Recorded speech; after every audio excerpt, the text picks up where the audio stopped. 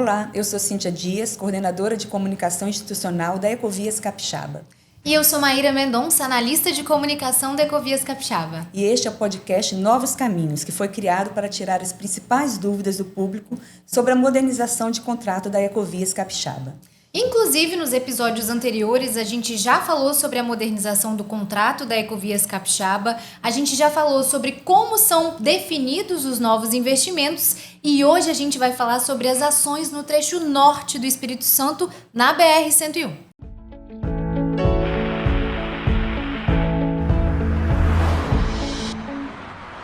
E para isso a gente tem dois convidados aqui, o Tiago Cardoso, coordenador de sustentabilidade da Ecovias Capixaba, e o Bruno Calheiros, coordenador de obras do trecho norte da concessionária. Bem-vindos.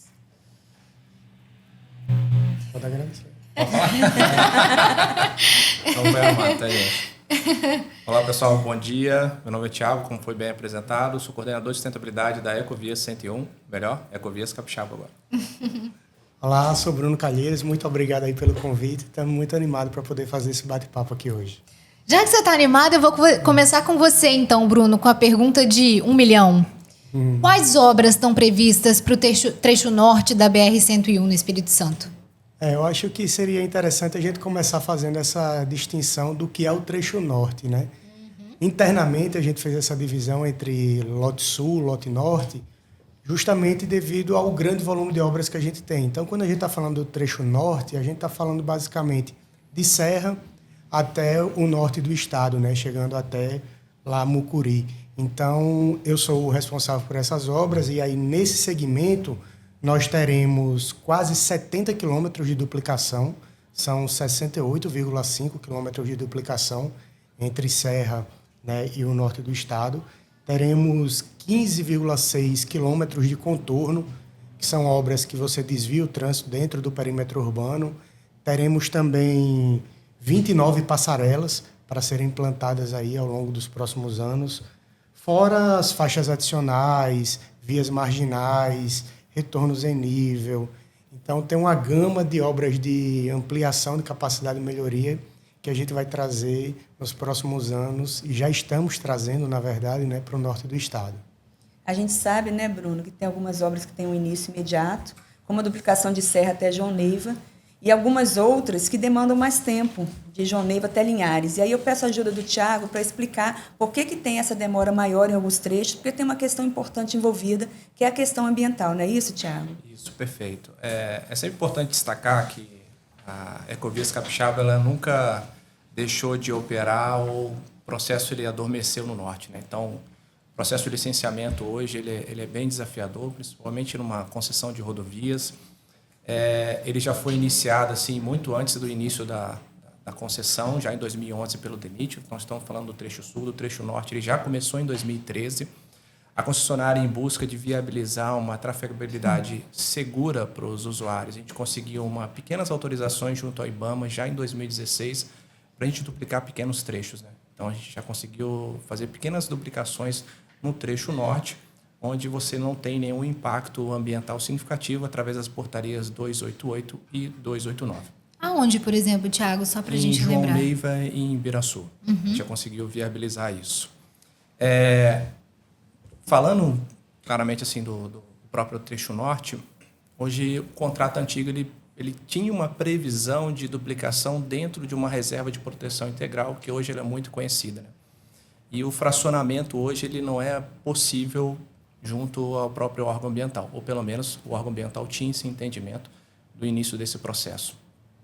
Através de muito esforço, a gente conseguiu viabilizar isso, conseguimos fracionar, vamos falar assim, uma licença que permitia, ou que possa permitir uma duplicação de Serra, a própria João Neiva, e o restante do trecho hoje, com a repactuação do contrato, é possível, e com a retirada dessa necessidade de duplicação dentro da reserva biológica Soretama, é possível sim avançar de uma forma mais célere o licenciamento que prevê as obras de duplicação de João Neiva até Linhares.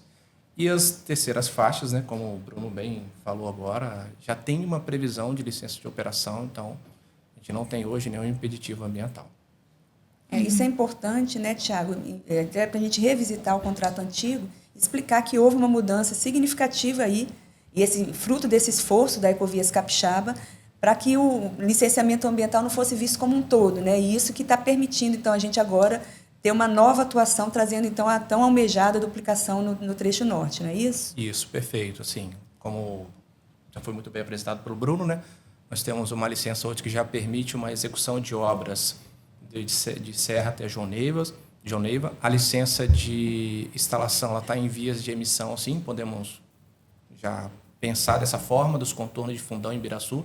Já estamos em processo final e o licenciamento ele já está avançado de João Neiva até Linhares, ou seja, a gente já protocolou todos os estudos, já temos um parecer bem positivo do órgão ambiental referente a isso.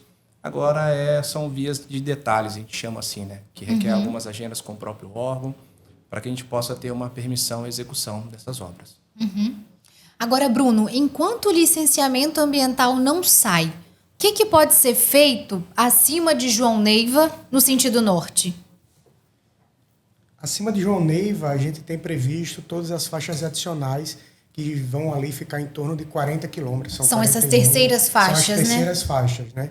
Porque basicamente a gente faz as duplicações onde a gente tem uma demanda realmente operacional, ou seja, uma quantidade de veículos com que a melhor solução de engenharia seja a duplicação para poder garantir a viabilidade e até o equilíbrio, né, do contrato, porque a duplicação é uma obra mais complexa e mais cara. Então, quando a gente tem um volume de tráfego menor, no lugar de se fazer uma duplicação, você faz uma faixa adicional. Então, tem todo um estudo de tráfego que vai pegar todas as características do tipo de tráfego dos veículos, né, que passam no local, e aí a gente faz esse estudo de tráfego e a gente chega em todos os parâmetros técnicos para poder fazer a definição de qual solução a gente vai colocar. O nosso contrato ele já prevê, né, no norte essas faixas adicionais, porque elas estão muito relacionadas a esse volume de tráfego, que no norte do estado ele acaba decrescendo um pouco, diferentemente aqui da região central, né, da região mais densamente povoada do Espírito Santo, aqui na região metropolitana de Vitória. Sim. Então, além disso, também tem passarelas que podem ser executadas, implantadas, sem a necessidade da licença, porém, elas são obras também que já estão previstas no futuro. Então, hoje o nosso contrato ele tem 40 passarelas para toda a Ecovias Capixaba. Sim. A cada 2 anos, aproximadamente, a gente vai fazer a implantação de 2 passarelas. Então, no futuro, essas passarelas serão implantadas lá no norte do estado. E vai definindo de acordo com os novos estudos, né? O local exato das passarelas ainda não está certo, é isso, Bruno? Isso, a gente ainda não tem os locais definidos porque, por até uma questão de metodologia construtiva, né, a gente primeiro faz as obras de maiores impactos para depois a gente poder fazer a implantação da passarela. E o estudo para a implantação da passarela ele tem até uma demanda social, né, onde a gente precisa verificar onde está o maior adensamento populacional ali, onde existe de fato uma travessia na rodovia, qual é o melhor ponto que atende aquela comunidade. Então, são estudos que a gente faz à medida que a gente vai chegando nos locais. E, Tiago, eu acho que você vai até completar, né? Mas aproveitando a sua resposta, tira a dúvida realmente do trecho da reserva de Soretama, que muitas pessoas perguntam sobre isso. Como é que era e como é que ficou? Tá, deixa eu só fazer uma pequena complementação, se me permite, Bruno, Claro. do que você acabou de falar agora. Quando a gente fala do trecho concessão como um todo, a gente sempre separa em obras de melhorias e obras de ampliação da capacidade, né? Então, passarelas, trevos, vias marginais, entre outras obras que a gente considera como melhorias, nós já temos algumas autorizações já, né? Nós temos a nossa licença de operação que ela permite essa execução dessas obras. E é sempre importante, claro, é uma preocupação muito grande, tanto da própria engenharia, sustentabilidade da empresa como um todo, essa questão social, né? Como é que a gente pode aproximar da comunidade ou daquela parte interessada para a gente ter uma assertividade nessas obras, do ponto de instalação da própria passarela. Quando a gente fala de obras de ampliação, nós temos um desafio que ele requer um estudo mais detalhado, né? Então, você tem um estudo de impacto inicial, você tem como você pode remediar esses impactos de uma maneira bem clara. E quando a gente chega em Soretama, ela é hoje uma unidade de proteção integral, né? Então, pela lei da própria SNUC, você não tem nenhuma permissão para fazer nenhum tipo de obra utilizando maquinário, né? E nem uma supressão de uma própria árvore nativa sem a própria autorização da unidade de conservação. Então, você tem um impedimento legal aí. Então, o contrato ele veio com esse desafio, que nós tentamos a todo custo construir ou superar esse desafio e não foi possível, sendo possível agora na própria repactuação do contrato. E o que é interessante, né? Mesmo com essa desconexão, dessa obrigação de você não duplicar lá, a reserva ela não vai ser, vou falar uma linguagem mais aberta aqui, abandonada, né? Você tem uma série de medidas de proteção da biodiversidade local que elas estão sendo implementadas, que elas serão implementadas para a gente remediar um impacto significativo que a própria rodovia ela gera ali, né? Então, a rodovia, ela, querendo ou não, ela causou uma fragmentação da unidade de conservação, né? Ela passa Sim, no meio, no meio da reserva, né? Da própria reserva. Você continua tendo uma necessidade de travessias de animais ali, eles acabam atravessando. E, infelizmente, hoje a velocidade ela é um aliado no sentido negativo de você aumentar a taxa de atropelamento. E a gente tem implementado e continuará implementando outras ações para a gente reduzir isso. Inclusive, a velocidade foi reduzida naquele trecho, né? Justamente para proteger a fauna. A velocidade foi reduzida, instalamos algumas passagens aéreas, melhoramos nosso monitoramento, temos algumas ações de educação ambiental, entre outras ações. Não é algo que se encerrou, acho que é muito importante deixar isso claro para vocês, que quando a gente fala sobre medidas ao norte, nunca é algo estático, ou seja, porque o contrato agora não tem uma previsão, não quer dizer que não possa ser feito nada. A gente tem construído isso junto aos acadêmicos da região, à própria unidade de conservação, para que a gente possa construir outras medidas para, de fato, reduzir. Nós temos exemplos significativos aí na Ecovias da Imigrante, rodovias do nosso grupo, onde você tem um elevado. Quem sabe, futuramente, a gente possa construir algo ali diferente e que possa gerar um impacto bem positivo ali para aquela região. Entendi. Bruno, a gente estava falando sobre as novas obras, você chegou a falar sobre 2 contornos de Fundão, de Ibiraçu, mas a gente tem previsão de um terceiro contorno, certo? Em Linhares? Perfeito. A gente tem no nosso contrato aí previsto, né, o contorno de Linhares para no 4º ano de concessão. Então, é importante também a gente falar o que é um ano concessão, né? A partir do momento que a gente assina um contrato de concessão, a gente tem a data de assunção, onde basicamente ali, a partir daquela data, todos os nossos prazos começam a valer. Então, pós repactuação, a Ecovias Capixaba vai ter sua data de assunção, e aí, um ano após a assinatura, né, desse termo aditivo, a gente vai começar a contar o ano de concessão. Então, está previsto para o 4º ano de concessão a gente apresentar o estudo de viabilidade econômica, que a gente chama de EVTEA, né? E para as obras terem início no 6º ano. Então, ele vai ser de forma análoga ao que está acontecendo com Ibiraçu e Fundão. Então, existe um perímetro urbano onde a rodovia passa por dentro do município. A gente vai fazer esse contorno com a finalidade de desviar o tráfego de dentro do município, né, para permitir uma segurança maior, para dar mais fluidez. E aí, em Linhares, isso vai estar previsto para ser iniciado no 6º ano. Então, vai seguir todo o rito processual, uma questão contratual, mas que vai abarcar Linhares da mesma maneira que vai acontecer com Ibiraçu e Fundão. Entendi. É importante, né, a gente deixar isso claro, né? O esforço não só da Ecovias Capixaba, mas de todas as concessionárias do Grupo Eco Rodovias, em aliar, né, o desenvolvimento logístico mais a preservação dos ecossistemas que ficam aí à beira da rodovia.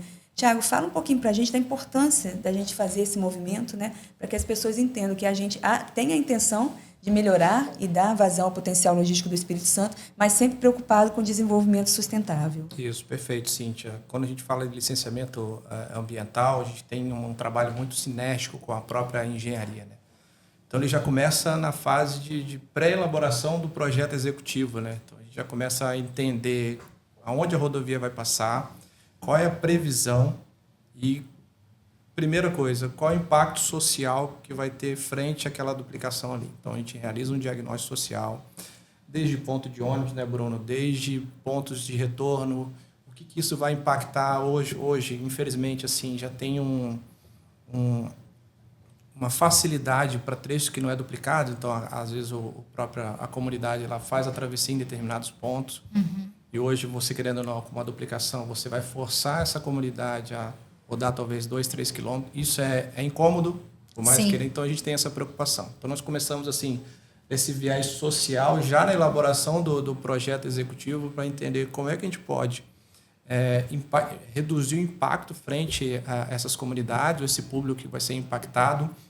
Tem a elaboração do projeto, aí nós avançamos com o projeto para as medidas de proteção da biodiversidade local, desde passagem de fauna, medidas protetivas, e aí nós vamos avançando. Então, todo o processo de licenciamento e o licenciamento em si, ele tem esses vários vieses assim, né? Então, vários programas que a gente acaba executando.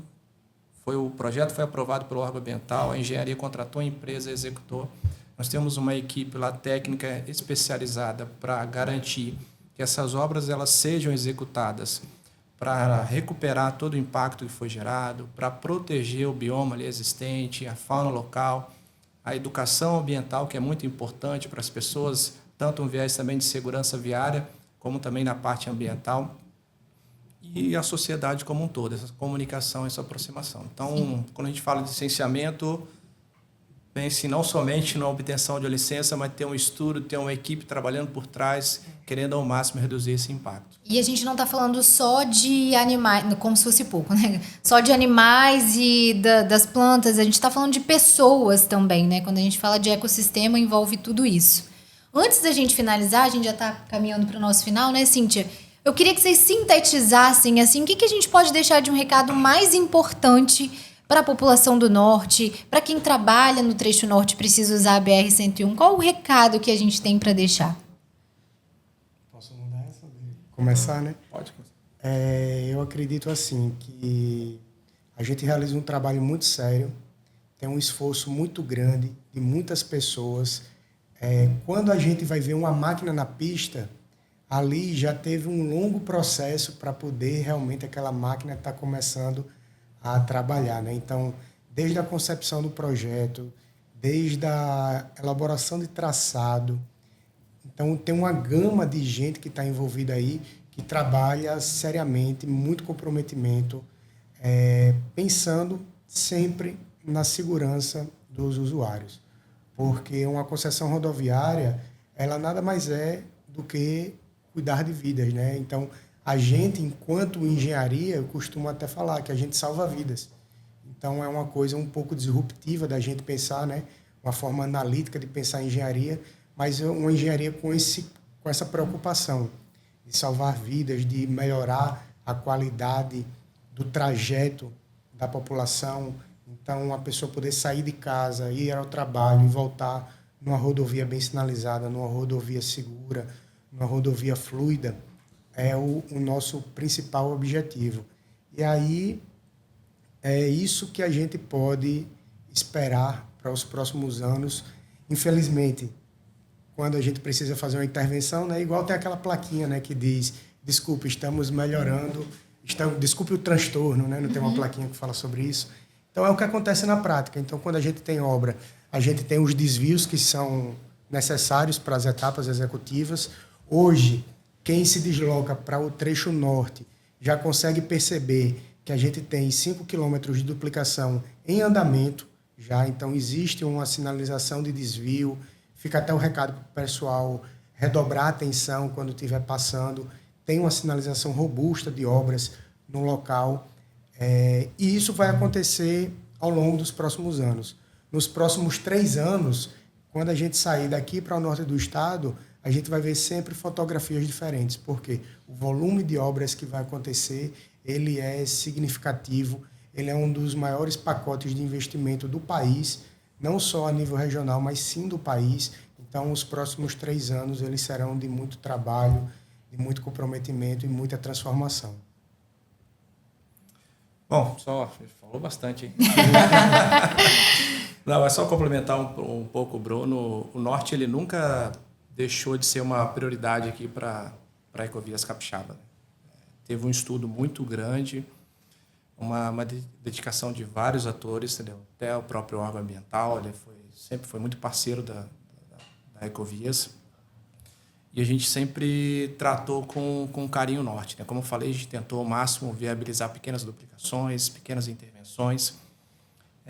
O que foi possível, a concessionária acabou executando, mas fica um desafio, como o Bruno falou, né? Daqui para frente, a gente tentar e maximizar essas agendas contributivas, né? Então, toda a intervenção que a concessionária for realizar, pode ter certeza que nós vamos ter uma aproximação junto às comunidades, às partes interessadas, para dar transparência, dar clareza e reduzir o maior impacto possível.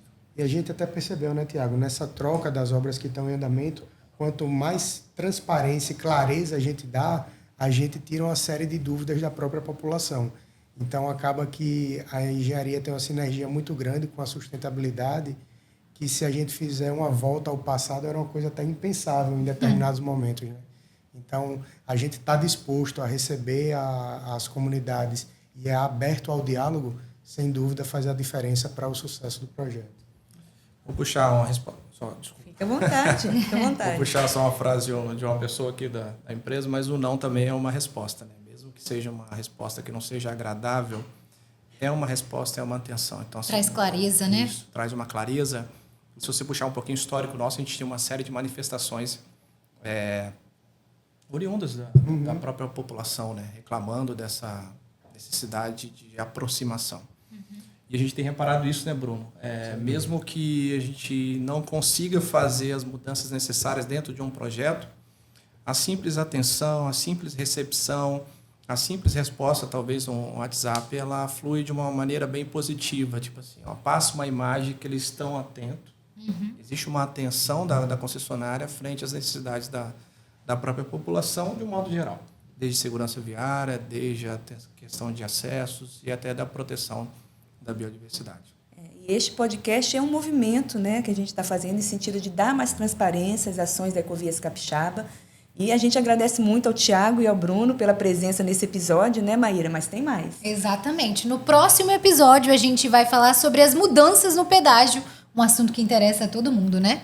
Então, fiquem com a gente. Podcast Novos Caminhos está só começando. Tchau, gente. Tchau, tchau.